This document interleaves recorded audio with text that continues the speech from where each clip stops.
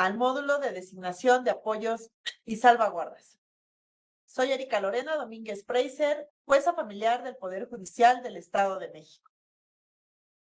En este módulo veremos una tramitación de un procedimiento muy especial.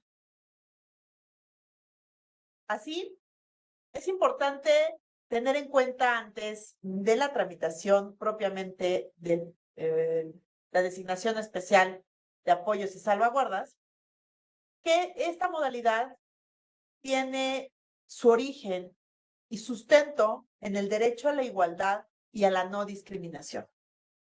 Esto es, la visión del modelo social del tratamiento de la discapacidad. Estamos muy acostumbrados al modelo médico, a la interdicción. Sin embargo, con una visión de perspectiva de derechos humanos y con una visión de discapacidad, es por lo cual se transita al modelo social de tratamiento de la discapacidad. ¿Pero en dónde encontramos ello? Pues precisamente en la Convención de los Derechos de las Personas con Discapacidad y en la Constitución Política de los Estados Unidos Mexicanos. Así, tenemos que para poder juzgar con una perspectiva de discapacidad, tenemos que tomar en cuenta el autorreconocimiento, la accesibilidad, los ajustes al procedimiento, las ayudas técnicas, las barreras existentes, los ajustes razonables que deben de hacerse, el sistema de apoyos, que es importante establecer, las salvaguardias y medidas afirmativas. Estos ajustes al procedimiento son los que resaltan en el desarrollo cotidiano de los juicios.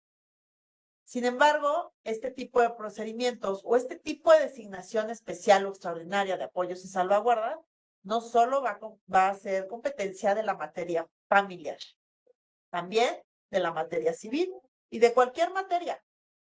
Pues precisamente la perspectiva de discapacidad no está sujeta que sea visualizada desde una sola manera.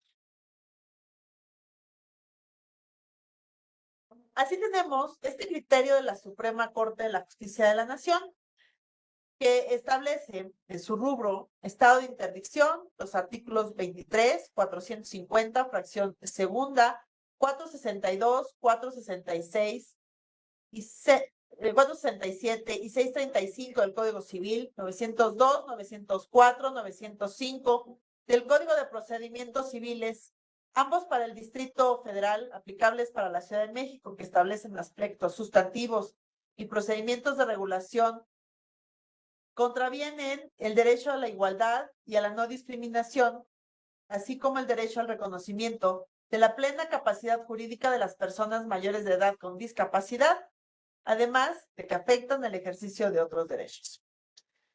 Efectivamente, este criterio habla sobre los dispositivos de código de otra entidad federativa.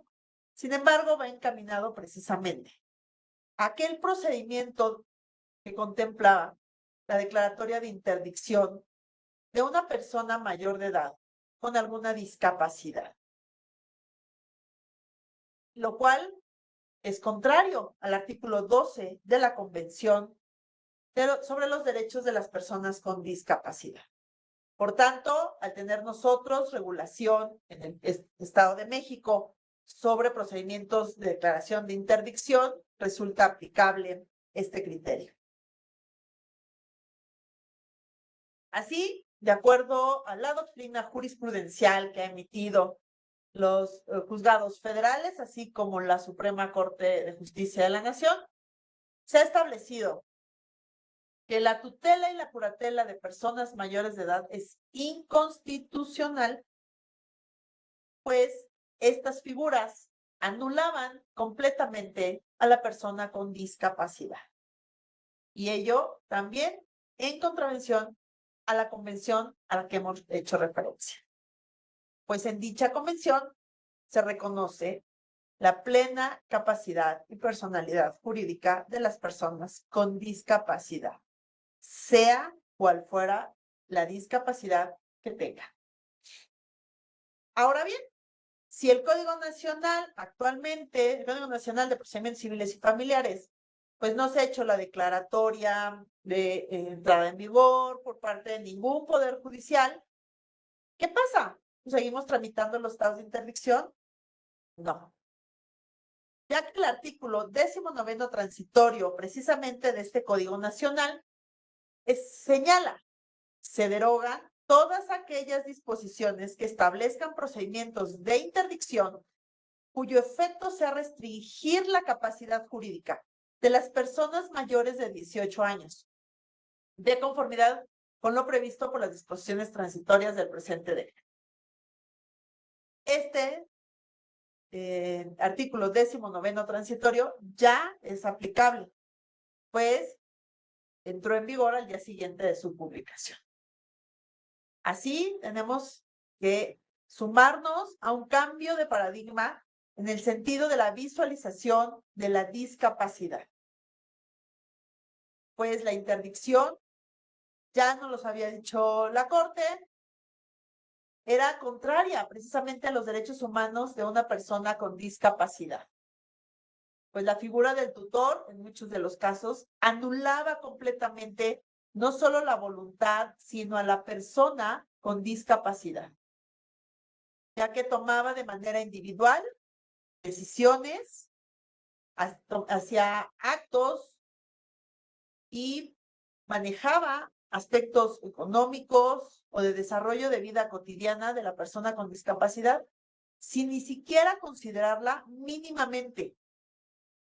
Por ello, ante un cambio de visión de la cultura médica de la discapacidad a la visión de estructura social, es por lo cual se debe de establecer, conforme a la convención, un sistema de apoyos y salvaguardas, que es precisamente lo que retoma el Código Nacional de Procedimientos Civiles y Familiares para cambiar esa visión. Y por tanto, desde este 19º transitorio, ya se está dando pauta a eliminar cualquier tipo de declaración de estado de interdicción de personas con discapacidad mayores de edad. Así tenemos que las personas mayores de edad, como lo referí, y de acuerdo también a la convención, tienen capacidad jurídica plena. Sin embargo, bajo algunas circunstancias, en casos excepcionales, pueden recibir apoyo para el ejercicio pleno de su capacidad jurídica, a efecto de facilitar el ejercicio de sus derechos. Estos apoyos pueden ser múltiples, no solo uno. Pueden ser apoyos en la comunicación, apoyos en comprensión de actos jurídicos, apoyos en manifestación de su voluntad, en aspectos de desarrollo de vida cotidiana, en situaciones particulares de manejo de bienes, en fin. Hay una serie de apoyos que se pueden llevar a cabo a través de designación especial de apoyos y salvaguardas. Hay que tomar en cuenta que si existe una designación anticipada de apoyos, se estará su contenido. Esto lo pueden llevar a cabo ante las personas notarias. Si no existe esta designación anticipada de apoyos, deberán anotarse los esfuerzos reales, considerables, pertinentes para conocer la voluntad o la manifestación de la voluntad de las personas con discapacidad.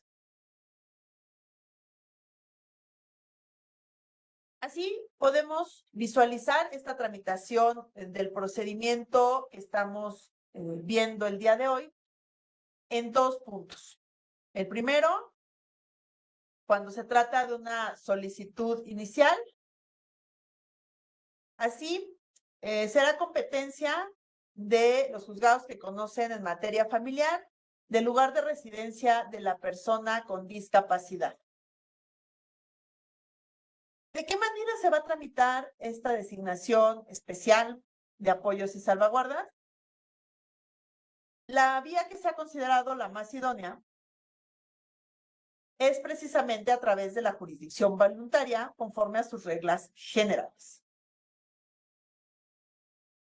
¿Por qué se ha considerado así? Pues en nuestro Código Nacional, de hecho, la designación de apoyos y salvaguardas se encuentra precisamente en el libro de la justicia civil, no de la familiar, y tampoco está en un procedimiento de jurisdicción voluntaria. Sin embargo, la vía de jurisdicción voluntaria permite que se haga válido ese derecho de participación de las personas con discapacidad.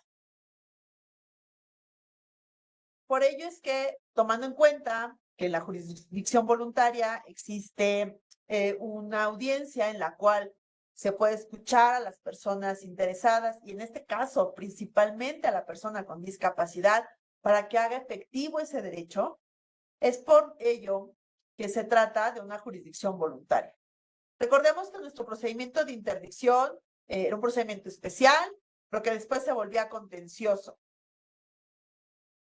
Aquí se privilegia a la persona con discapacidad para que sea ella, ya sea de manera directa o con los apoyos correspondientes, pueda externar su voluntad para poder establecer un sistema integral y transversal de apoyos y salvaguardas. También se puede presentar en un juicio, en un procedimiento que esté en curso o en ejecución. ¿Qué sucede?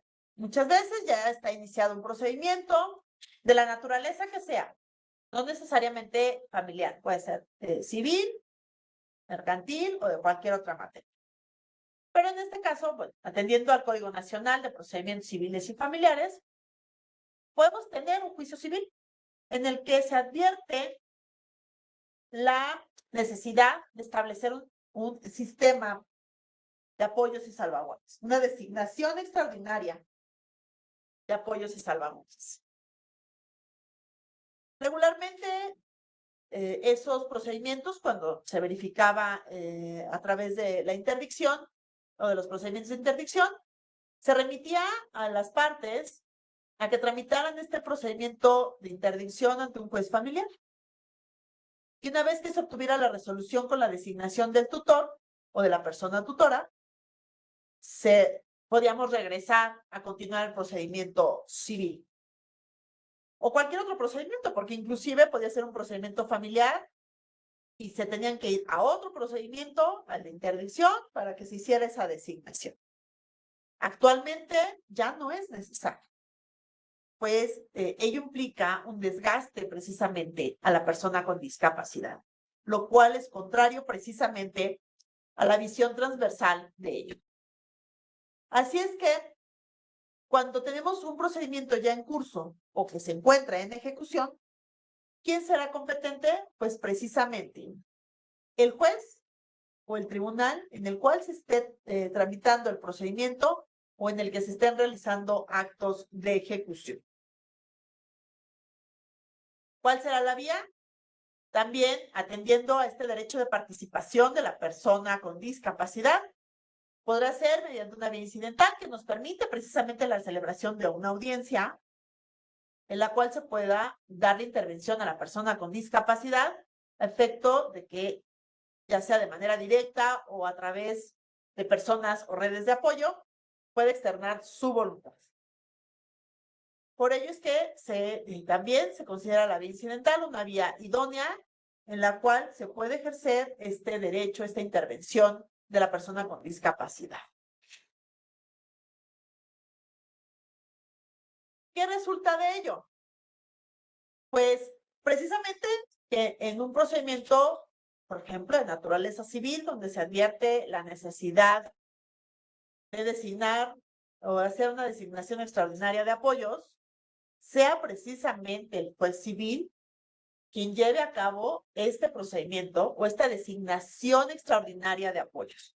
Ya no deberá de remitirse a un juzgado familiar para que se inicie un procedimiento exprofeso, sino será en el mismo procedimiento que está en curso o en el cual se está llevando la ejecución, en el que se deberá de hacer esta designación extraordinaria de apoyos.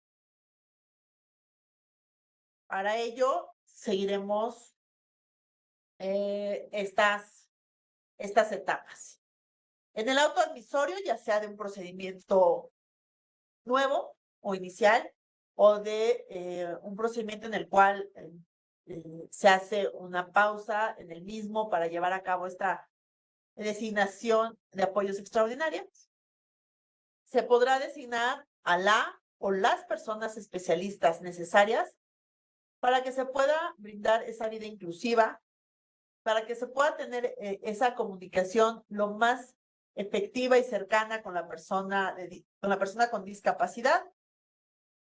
Se fijará una fecha de audiencia en la cual se citará a las personas que pudieran ser designadas como apoyos extraordinarios y a la persona con discapacidad para poder darles una intervención o poder también verificar ese entorno en el cual se desarrolla la persona con discapacidad. Esto es, no basta con preguntarles, con que ellos nos digan, sino se debe de apreciar esa vinculación, porque puede suceder que la persona con discapacidad no hable, pero sí se comunique de otra manera. Verificar si existe algún rechazo o alguna cercanía entre las personas que pudieran ser designadas como apoyos extraordinarios con la persona con discapacidad que no habla o que no tiene alguna forma de comunicarse de manera verbal o escrita. Hay que atender a cada particularidad y sobre todo ser muy amplios en conocer lo que pudiera necesitar la persona con discapacidad o las personas que pudieran estar vinculadas y que esa vinculación sea aceptada por la persona con discapacidad. Así tenemos que en nuestra audiencia, lo primero es dar la intervención a la persona con discapacidad, ya sea de manera directa, muchas veces si hablan o se expresan a través de medios electrónicos, a través de un código especializado o un código generado, un lenguaje generado a lo largo de los años o a través de especialistas. Estamos acostumbrados que solamente puede ser un psiquiatra y tradicionalmente los estados de interdicción nos daban esa opinión técnica. Y la opinión técnica iba encaminada, en la mayoría de los casos, a decirnos que no podía hacer la persona con discapacidad, lo cual seguía siendo restrictivo, limitante y discriminatorio, pues no se buscaba el mayor beneficio a la persona que tuviera algún tipo de discapacidad. Simplemente nos decían, no puede, no sabe, no, pero no nos daban las opciones para poder brindarle a esta persona con discapacidad una vida inclusiva, una vida digna y sobre todo ese derecho de participación. Lo cual ahora, con esta visión social, resulta fundamental. Entonces, ¿quiénes serán nuestros especialistas? Pues atendiendo a la discapacidad que presente la persona que necesita la designación extraordinaria de apoyos. Podrán ir desde neurólogos, psiquiatras, neuropsiquiatras, especialistas del lenguaje, terapeutas, especialistas en algún tipo de modalidad de discapacidad. En fin, tendremos que buscar a esa persona especializada que nos pueda dar una opinión del cómo mejorar las condiciones de vida de la persona con discapacidad, cómo potencializar ese derecho de inclusión y de participación en su vida cotidiana, en la toma de decisiones de su día a día y no restringirlo en que una persona sea la que controle todo esto y que no se busque esa inclusión. Por ello es que esa intervención de los especialistas también cambia bajo este modelo. Tendremos que ver en un sistema muy amplio cuál será el o los especialistas, porque no nada más podrá ser uno. Igual atendiendo a las condiciones que presente la persona, será necesario contar con más de un especialista en diferentes ramas. Ello con la finalidad de conocer de manera más puntual o más cercana a lo que la persona con discapacidad necesita, quiere o hubiera querido, si pudiera expresarse. Y con ello, pues bueno, la finalidad siempre, una vida digna e inclusiva para su representación conjunta, para mejorar la calidad de su desarrollo cotidiano, inclusive para poder tener un arte, oficio o profesión, claro, que les permita ser lo más independientes posibles, sin restricción tradicional. Esto es, tú no puedes hacer esto. Es como acostumbrados estamos de visualizar este tipo de procedimientos. También se deberán buscar esas redes lo más amplio posible para buscar esa inclusión y vida digna de la persona con discapacidad. Y podemos ordenar todas y cuantas acciones o medidas que sean necesarias para conocer ello. Como por ejemplo, aspectos en materia de trabajo social, aspectos de neurolingüística, entrevistas con personas cercanas a la persona con discapacidad, porque debemos también ver el momento y origen de esa discapacidad y así conocer de una manera mucho más cercana qué es lo que esta persona hubiera hecho o qué es lo que le gustaría que fuera. Y seguramente ahorita estarán pensando, y aquellas personas que no hablan, no se expresan, no se mueven, ¿cómo le vamos a hacer? Pues precisamente estos especialistas o estas acciones que debemos tomar se amplían y debemos de mejorar nuestro espectro en materia de especialidades o sobre todo de allegarnos elementos al procedimiento que nos permitan dar opciones de una vida más inclusiva. Lugares donde dan terapias, donde dan talleres ocupacionales, aprender sobre los efectos que cada tipo de discapacidad o los requerimientos de cada tipo de discapacidad son necesarios a considerar. Y así también eliminar las barreras muchas veces existen para las personas con discapacidad. Y barreras desde físicas, desde buscar espacios adecuados para llevar a cabo la intervención de una persona con discapacidad, privilegiar el uso de tecnologías para no ser invasivos y así evitar traslados que pudieran comprometer la salud o las condiciones físicas de la persona. Todo ello lo debemos de puntualizar, ya sea en nuestro auto advisorio, para poder considerar estos aspectos, o durante el desarrollo de la audiencia. Solicitar la presencia de especialistas con un perfil específico atendiendo a ello.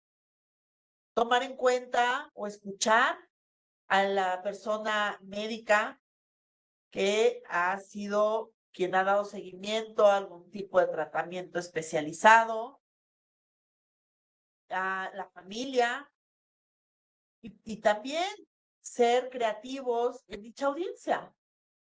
Porque a lo mejor una persona con discapacidad no habla, no se mueve mucho.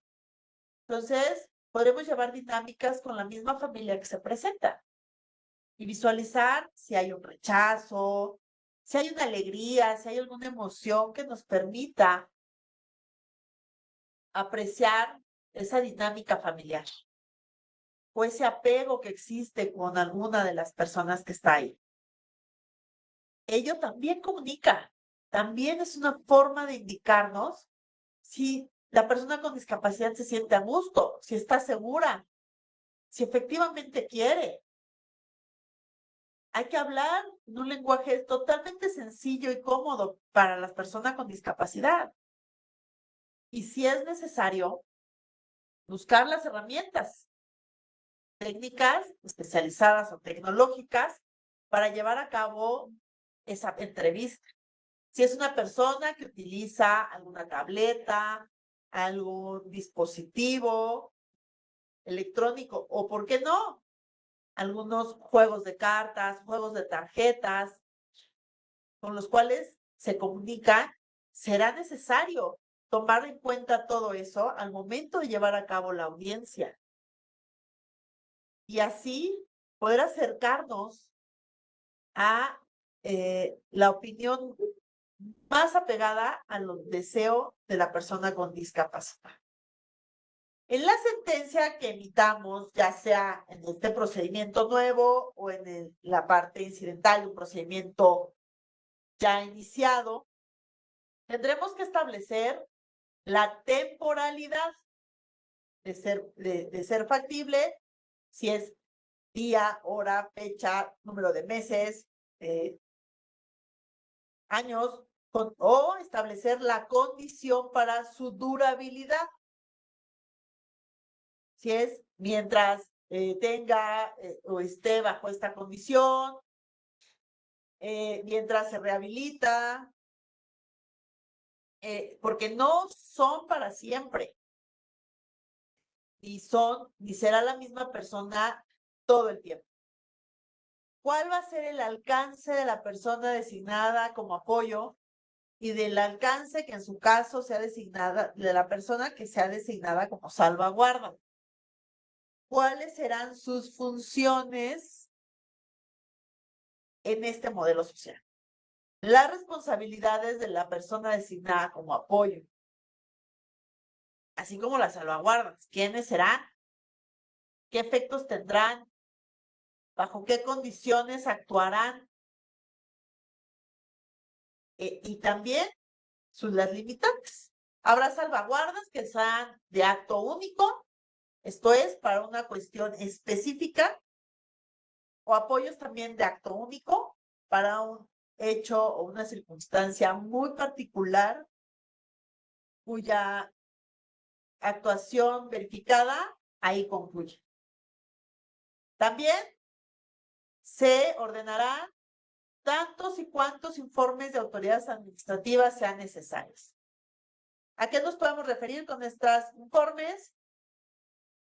A vincular a instituciones como el Instituto Mexicano del Seguro Social, al ISSSTE, al ICEMIM, al ISFAM, a cualquier institución de seguridad social que tengan alguna relación con la persona con discapacidad, ya sea para brindar aspectos médicos o de salud o apoyos económicos. También autoridades que tengan que ver con cuestiones migratorias, ¿no? Emisión o renovación de pasaportes, de visas, trámites específicos en alguna dependencia que deriven de derechos de los cuales deba ejercer la persona con discapacidad. La limitante siempre va a ser los actos personalísimos, aquellos en los que sí debe de tenerse esa certeza de manera directa y no trasladable. Esta sentencia no es absoluta. Esta sentencia no va a ser para siempre. Pues bajo este modelo, esta designación extraordinaria de apoyos también conlleva un seguimiento. Esto es, nuestro expediente, si es un expediente nuevo, inicial, no va a concluir con la emisión de la resolución. Se le va a tener que dar un seguimiento continuo a el actuar de los apoyos y las salvaguardas. Por ello, se deberá establecer la forma en que se dará el seguimiento al actuar de las personas designadas como apoyo o a las personas designadas como salvaguardas. ¿Cómo? A través de revisiones periódicas para verificar el cumplimiento de la persona de apoyo. Este se puede hacer de manera directa, en una vía incidental, a petición de cualquier persona o de una persona de salvaguardia, o inclusive de la misma persona con discapacidad. Pues hay que recordar que no estamos bajo una visión médica, que era la interdicción, en donde quien tenía que actuar era el tutor o la persona tutora. Aquí puede directamente la persona con discapacidad acudir con nosotros para que se revise, inclusive para que se modifique. Se verificará la situación que dio lugar a la designación de apoyos. Puede ser que la condición que generaba una discapacidad, una persona específica, haya desaparecido. ¿Qué sucede? Que las personas de apoyo ya no son necesarias y por tanto dejan de actuar y dejan de tener esta calidad de personas de apoyo, inclusive también de personas de salvaguarda. Puede ser que la condición de la situación que dio origen a la designación de apoyos haya variado y por tanto sea necesario realizar ajustes a las personas de apoyo, nombrar otras o quitar algunas de ellas, atendiendo a la actual condición de la persona. También se podrán aplicar medidas correctivas para el caso de incumplimiento, entre las que puede ser la remoción de la persona de apoyo. Esto es, si la persona de apoyo no ha cumplido con la encomienda de ser efectivamente una persona que lleve a cabo facilitar el desarrollo de vida de la persona con discapacidad, puede ser sustituida. ¿Y en dónde se va a dar ese seguimiento? Se va a dar precisamente en el mismo expediente o en el mismo incidente en el cual se hizo la designación de apoyos. No es en uno nuevo. No tendrán que promover uno nuevo para revertir la designación de apoyos, para sustituir a las personas de apoyo o las salvaguardas. No. Esta estará vigente, este tipo de expedientes, estos procedimientos estarán vigentes siempre que exista esa condición de discapacidad. Por lo cual, nuestro expediente, si es un expediente iniciado o donde haya sido designado, ya sea un procedimiento de ejecución o en trámite, no aplican las condiciones de resguardo o de conclusión absoluta del procedimiento. Pues se pueden modificar las personas de apoyo, las personas de salvaguarda que hayan sido designadas. Por lo cual, esto nos cambia completamente la forma de trabajar que tradicionalmente tenemos. ¿Qué pasaba con las declaraciones de estados de interdicción? Concluían, ya no rendían cuentas, se pedían cuentas por parte del curador, pero ya no, si queríamos cambiar o sustituir a la persona tutora, teníamos que iniciar otro procedimiento para llevar a cabo eso. Bajo este modelo no es necesario.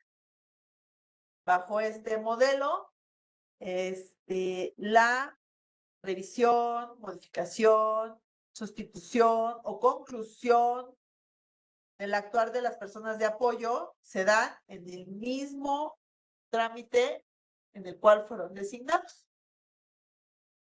Y ello precisamente con esta visión de discapacidad, pero sobre todo evitar que se inicien diversos procedimientos que puedan implicar un desgaste también para la persona con discapacidad, tanto físico como económico, que tengan que estar pagando juicios y juicios y juicios para poder cambiar a una persona de apoyo, cambiarle sus funciones, sustituirla en sus funciones, inclusive para concluir su intervención como persona de apoyo o salvaguarda. En este caso, el seguimiento se sugiere que sea anual para ir verificando estas condiciones de la persona con discapacidad y así ir ajustando los requerimientos de apoyo y salvaguardas. Y para esa revisión, para esa modificación, siempre será necesaria la participación de la persona con discapacidad. Ya que de no hacerlo así, también estaríamos violentando su derecho de participación. También estaríamos limitando o anulándolo como persona. Y ello, como lo hemos comentado, es contrario precisamente al espíritu de la Convención sobre los Derechos de las Personas con Discapacidad y esta visión transversal de la discapacidad bajo el modelo social de apoyos y salvaguardas. De no considerarlo así, de hacer una modificación de manera directa y obligarlos a aceptar lo que nosotros digamos, pues estaríamos también siendo contrarios a la convención. Es por ello que la intervención debe ser permanente y constante y no limitarnos a un simple informe que nos dé las personas de apoyo o las personas salvaguardas. Entonces, esa modalidad tenemos que tenerla siempre presente. La persona con discapacidad y su participación es constante. No es limitante. No es excluyente. Tenemos que aprender a trabajar bajo esta modalidad.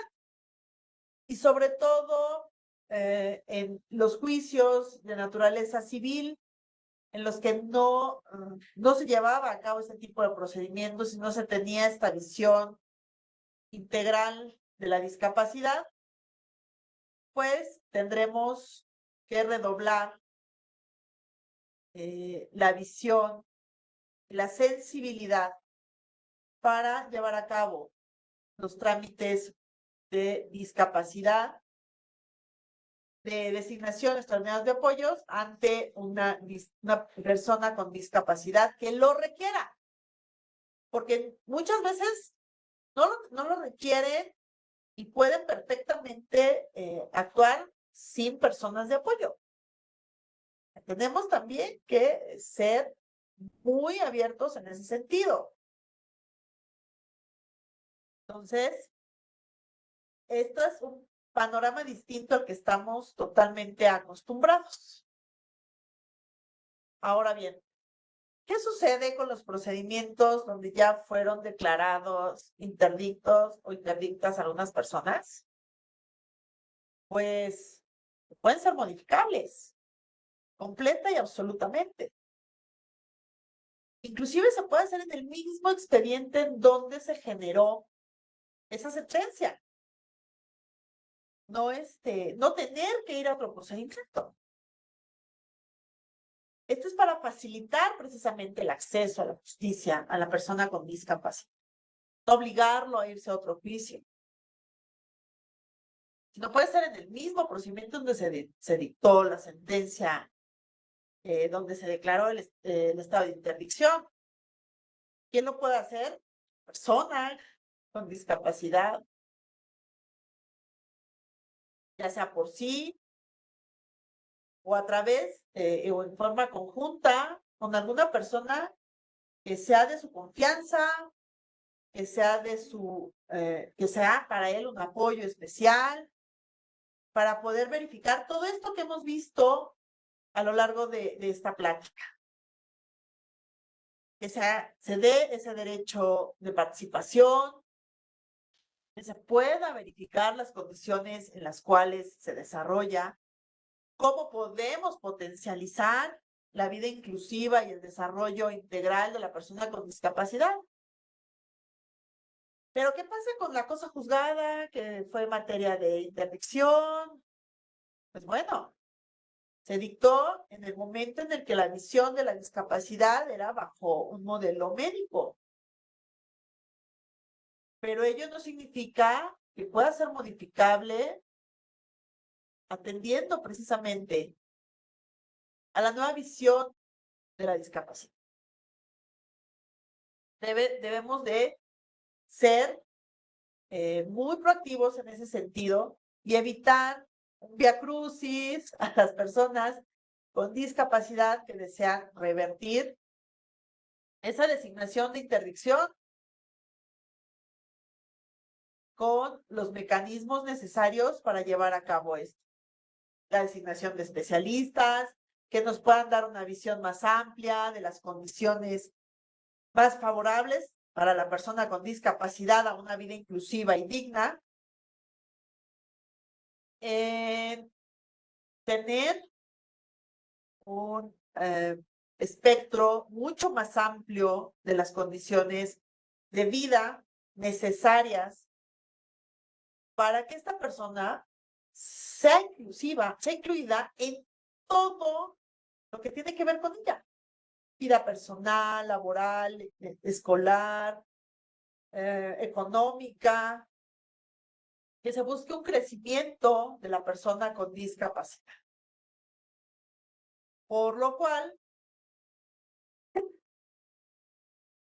estos procedimientos ya antiguos, pues claro que pueden revertirse bajo esta perspectiva y preferentemente para evitar un nuevo procedimiento, pues se pueden realizar en el mismo procedimiento, en el mismo expediente en el cual se mueve.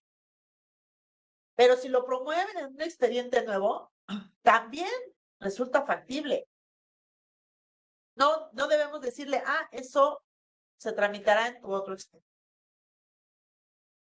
¿Y qué pasa si eso sucede en un procedimiento civil donde me exhibieron la sentencia de interdicción, declaración de interdicción de una persona? Pues bueno, tendremos que verificar bajo este modelo de apoyos y salvaguardas el derecho de participación de la persona con discapacidad. Pues la determinación de interdicción no es absoluta. Recordemos, es restrictiva y discriminatoria. Entonces, si tenemos ese procedimiento ya iniciado, que a lo mejor lo inició la persona tutora, como actor, como demandado, en alguna de las modalidades, pues bueno, ahí se deberá de realizar las acciones encaminadas a la inclusión, a la no discriminación y a la participación de la persona con discapacidad. Y no limitarnos a seguir actuando con la persona tutora que fue designada en un procedimiento de declaración de estado de interdicción, pues ello iría en contravención con la Convención sobre los Derechos de las Personas con Discapacidad. Pero esa sentencia ya es una cosa juzgada y así está. Y sí, se dictó en el momento en el que ello era factible. Y no por ello vamos a hacer a un lado el derecho de la persona con discapacidad a expresarse, a poder designarnos a una persona distinta como apoyo a la que fue designada o tutora en aquel procedimiento de interdicción. Pues de no ser así, seguiríamos bajo esta línea de nulificar, anular a la persona con discapacidad por el simple hecho de tener una discapacidad. Así, esa visión ya no es permitible en estos momentos. Es un gran reto para todas y todos ver a la discapacidad de manera integral y cuya finalidad es una vida digna e inclusiva, sin estigmas, sin estereotipos, sin discriminación. Entonces, este procedimiento especial de designación de apoyos extraordinarios es mucho más amplio en su aplicación que solamente tramitar un procedimiento como antes de interdicción. Pues habrá que hacer las revisiones periódicas, constantes, hacer modificaciones a procedimientos o designaciones realizadas con antelación, en las que siempre se va a privilegiar el derecho de participación, de inclusión, de no discriminación de la o las personas con discapacidad. En todo ello, la resolución que emitamos, ya sea en el incidente, en el procedimiento nuevo, deberá de contar con una versión de lectura fácil y se deberá redactar y comunicar a la persona con discapacidad en los términos que ella entienda.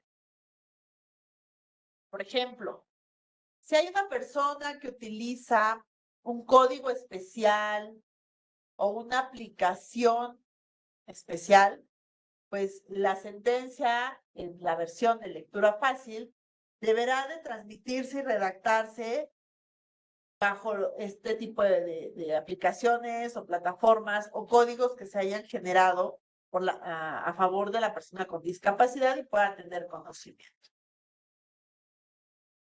No nada más basta con establecerles un lenguaje sencillo o pictográficamente, sino que de ser necesario se puedan buscar los mecanismos para que dicha persona pueda tener conocimiento y acceso a la resolución que emitamos. Lo más sencillo que podemos ver es que se emiten, por ejemplo, o que se haga la traducción a un sistema braille, o que se le haga del conocimiento a la persona a través de la lengua de señas mexicana. Pero tenemos que ir más allá. Si es una persona que tiene una aplicación digital, porque así en su escuela o en lugar en donde se capacita, ha aprendido ese lenguaje o esa medio de comunicación, pues deberemos de tener la certeza de que se le transmita de esa manera. También deberemos de precisarle en un lenguaje totalmente sencillo que en todo momento podrá acudir ante nosotros a solicitar estas modificaciones, designar o solicitar nuevos apoyos o salvaguardas. Ya ven que este procedimiento está generando que tengamos una visión mucho más amplia sobre nuestro actuar cotidiano y no limitarnos solamente al ejercicio de una acción propiamente dicha o a un procedimiento de inicio y conclusión finito. Pues este procedimiento podrá irse modificando cada vez que las condiciones se modifiquen o que las necesidades de la persona con discapacidad cambien y poder visualizar de manera muy amplia los requerimientos para una vida digna e inclusiva y requerir a nuestros especialistas que comparecen a las audiencias que su opinión sea externada en términos inclusivos, en términos no discriminatorios, en términos positivos, no negativos. No que no puede hacer, como siempre ha sucedido con los procedimientos de interrupción, sino qué se puede hacer para que la persona tenga una vida más digna e inclusiva o cómo se puede hacer mejor las cosas. Pero aquí nos estamos olvidando de la persona cuidadora, la persona cuidadora primaria, a quien también es necesario que nuestra protección le alcance. Pues ese cuidador o cuidadora primaria tiene alguna situación que le impida seguir ejerciendo esos cuidados, también se compromete el desarrollo del día a día de la persona con discapacidad. Para ello, muchas veces también las salvaguardas van encaminadas a brindar a la persona cuidadora primaria de los medios y herramientas necesarias para el desempeño de ese cuidado y que pueda continuar con los cuidados de una manera mucho más protegida. Pues esa persona cuidadora primaria o personas cuidadoras primarias también resienten en su persona, de manera física, de manera emocional, un desgaste que directamente, bueno, a veces directamente puede afectar a la persona con discapacidad y comprometer su desarrollo y vida digna. Entonces, ya vemos que este modelo tiene un espectro mucho más amplio. No es limitativo, al contrario, es tan amplio como las necesidades de la persona con discapacidad sean necesarias tomar en cuenta para esta vida digna e inclusiva. Y sobre todo buscar la mayor independencia de la persona con discapacidad. A obtener recursos propios, a poder desarrollar una actividad deportiva, cultural, artística, laboral, que le permita sentirse mucho más independiente, seguro de sí.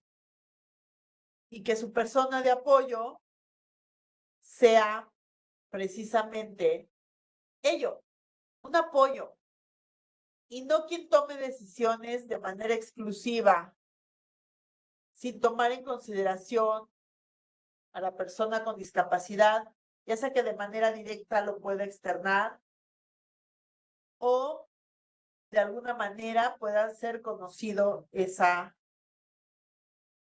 deseo o ese actuar que haría la persona con discapacidad de poder haberlo realizado de otra forma o en otros tiempos. Todos estamos sujetos a tener un accidente,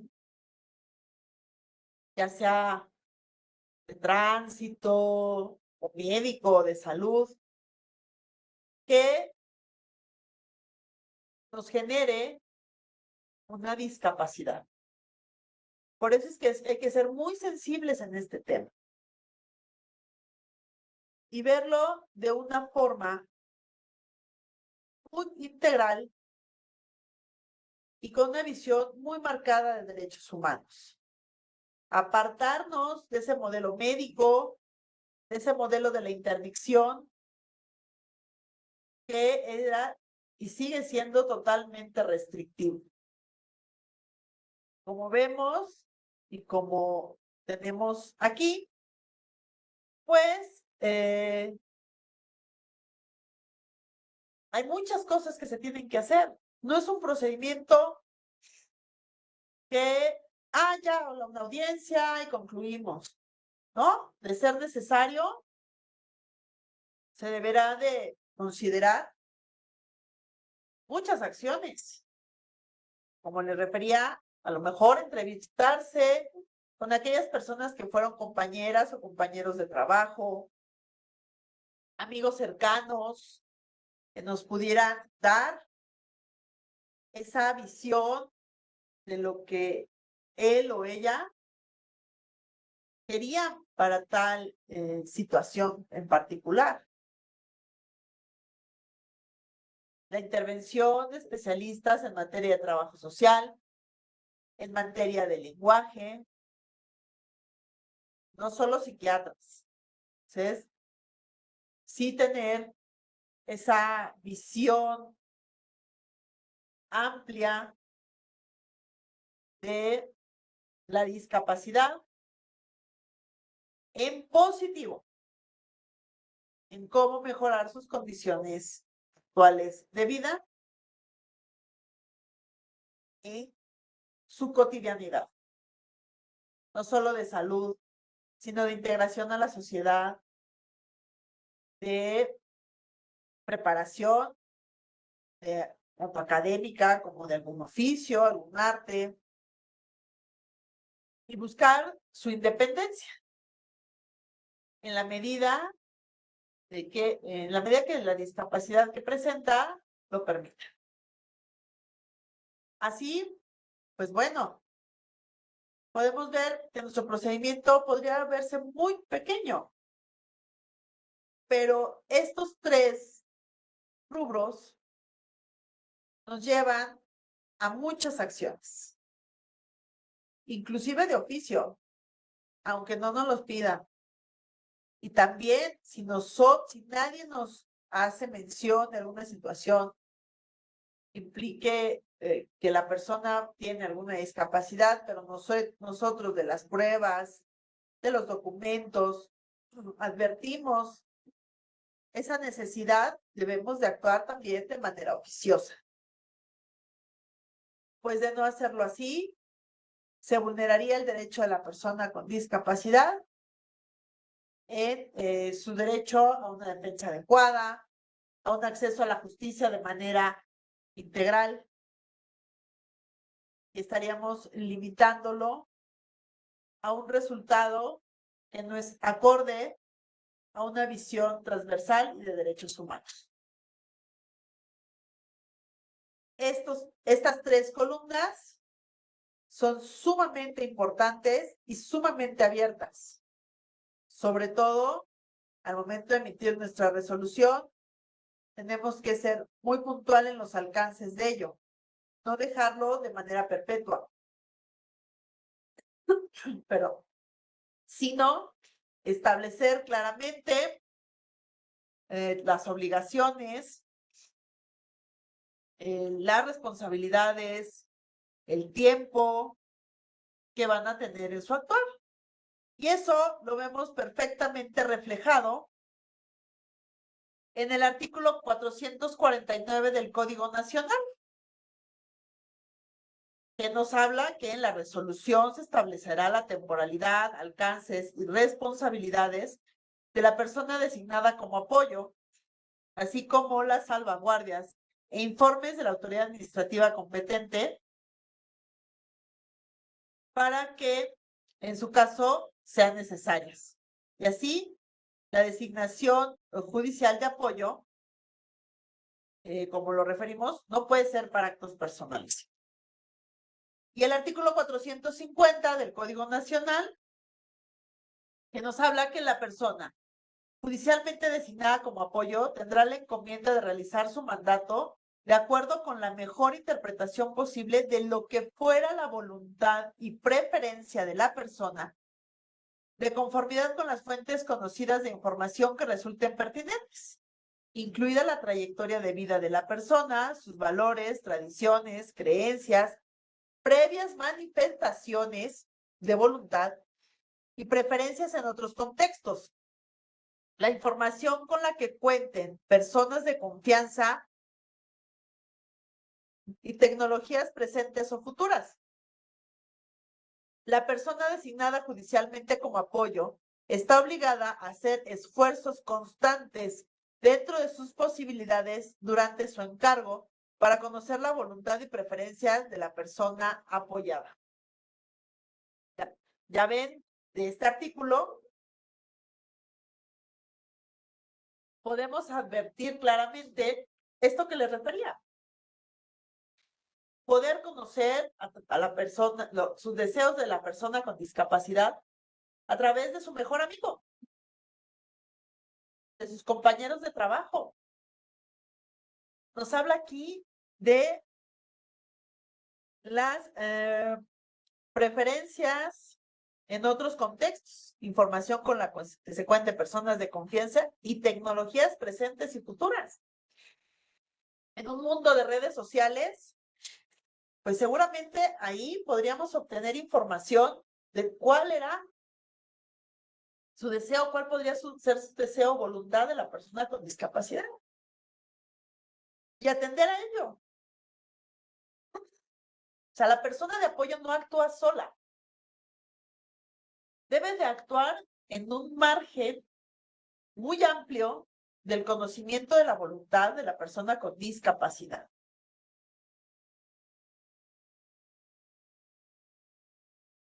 ¿Quiénes no pueden ser personas designadas de apoyo? Aquellas que no tengan un conflicto de intereses con la persona a quien van a apoyar o a la persona con discapacidad.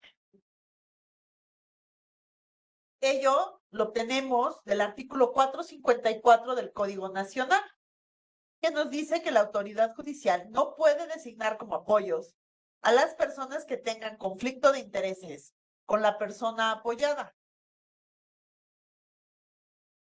No será considerado como conflicto de intereses la simple relación de parentesco que tenga la persona apoyada con quien proporciona el apoyo. ¿Qué pasa si nos solicita o pretende ser designada como persona de apoyo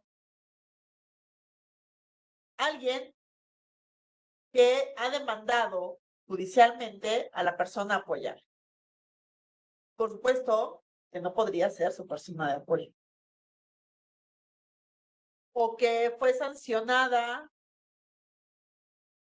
por la comisión de algún delito, o que en materia familiar se determinó que ejercía violencia familiar sobre la persona apoyada. No podrá ser designada una persona como persona de apoyo. Y esto también nos da pie a que una persona de apoyo puede o no puede ser familiar directo de la persona apoyada. Puede ser alguien de quien tenga una relación o vínculo cercano que no sea su familiar. Pues precisamente se atenderá a ese deseo y a esa voluntad de la persona cuyo apoyo se va a designar. Para tener más claro lo del conflicto de intereses, el artículo 455 del Código Nacional nos señala que se entiende que existe conflicto de intereses cuando la situación laboral, personal, profesional, familiar o de negocios pudieran llegar a afectar el desempeño de las decisiones imparciales y objetivas de su función de apoyo. Todo esto resulta sumamente importante, pues precisamente esa es la restricción para que una persona sea designada como persona de apoyo. ¿Y aplicará las salvaguardas? También, porque a final de cuentas, el modelo integral de desarrollo de apoyos y salvaguardas, de designación de apoyos y salvaguardas, pues va encaminado precisamente a evitar que cualquiera de las personas que sean designadas, ya sea como apoyos, salvaguardas, puedan actuar en contra de los intereses y la voluntad de la persona con discapacidad que requiere un apoyo extraordinario. Entonces, pues bueno, ya ven, esta parte, la emisión de la sentencia debe contemplar todo eso, pero eso también viene desde aquí, desde la audiencia. Pues es aquí donde se hará la investigación, se buscará adquirir el conocimiento necesario de el día a día, de los deseos, de la voluntad de la persona con discapacidad y evitar que la designación pudiera ser contraria a estos dos artículos. Las revisiones periódicas, como les referí, serán preferentemente anuales, pero eso va a depender también de las condiciones y de la naturaleza del actuar de la designación de apoyos. Pero sí lo que se debe de establecer es la existencia de estas revisiones periódicas que se vayan dando para verificar el cumplimiento de la persona de apoyo.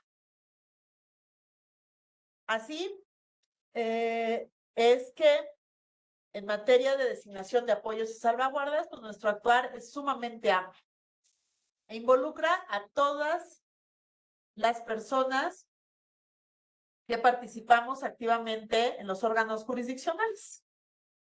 No solo a las personas juzgadoras, sino a todos y cada uno de los que participamos en el actuar jurisdiccional, así como de las personas que como asesores jurídicos, abogados patronos o personas designadas en representación van a actuar bajo esta visión también de discapacidad.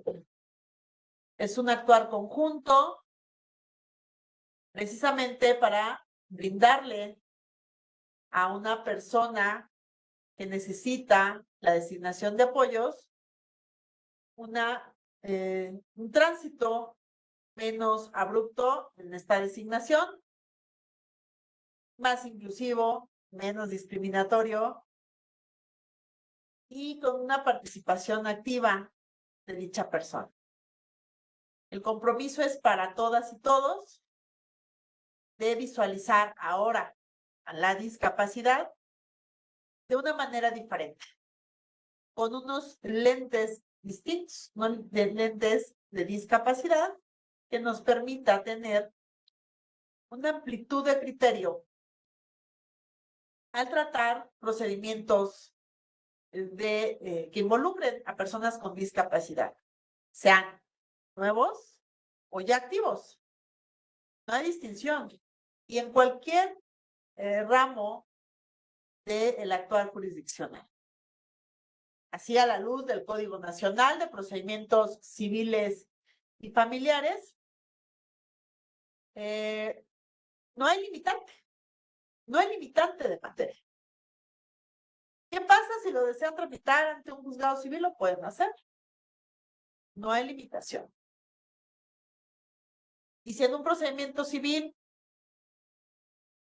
ya iniciado es necesario, se podrá hacer ahí mismo. Le damos esta competencia a los juzgados familiares por esta vinculación que tenemos mucho más activa, pero ello no es limitante. Entonces, es importante tener una gran apertura para este tipo de procedimientos, considerar los horarios de aspectos particulares de la persona con discapacidad para fijar nuestras audiencias, buscar que el lugar en el que se desarrollen sea mucho más amigable, nuestro lenguaje, las personas a quienes citemos, las condiciones en las cuales también desahoguemos la audiencia serán fundamentales para que la persona que acude a nosotros se sienta tranquila, cómoda, de expresar de esa manera muy espontánea su voluntad, su deseo, ya sea de manera verbal o de cualquier otra forma que pueda comunicarse con nosotros. Y si no hay esa opción, pues bueno, esta búsqueda y este esfuerzo real y constante de poder conocer la voluntad de la persona con discapacidad. En ese sentido, pues bueno, este procedimiento especial de designación de apoyos o esta designación extraordinaria de apoyos, como así se ha manejado en el código, viene a ser un aspecto sumamente novedoso y sumamente importante para que todos y todas aquellas personas que estamos involucradas con brindar esta vida inclusiva y digna a una persona con discapacidad, ya sea desde órganos jurisdiccionales o desde la participación activa de las y los abogados, conozcamos y seamos muy empáticos para el trabajo de este procedimiento. En este caso, de esta forma, concluiríamos el tema que nos ocupa en este momento. Muchas gracias.